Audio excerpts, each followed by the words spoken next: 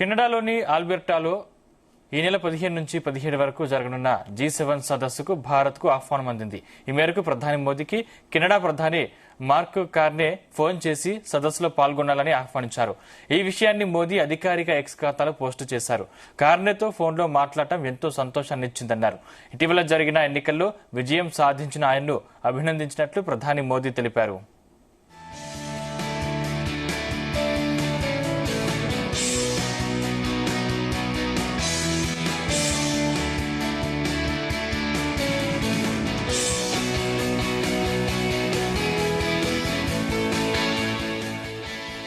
Bharat, Canada శక్తివంతమైన ప్రజాస్వామ్య దేశాలన్న మోదీ పరస్పరం గౌరవించుకుంటూ పనిచేస్తామన్నారు. మార్క్ కార్నేతో కలిసి పనిచేసేందుకు ఆసక్తిగా ఎదురుచూస్తున్నట్లు మోదీ తెలిపారు.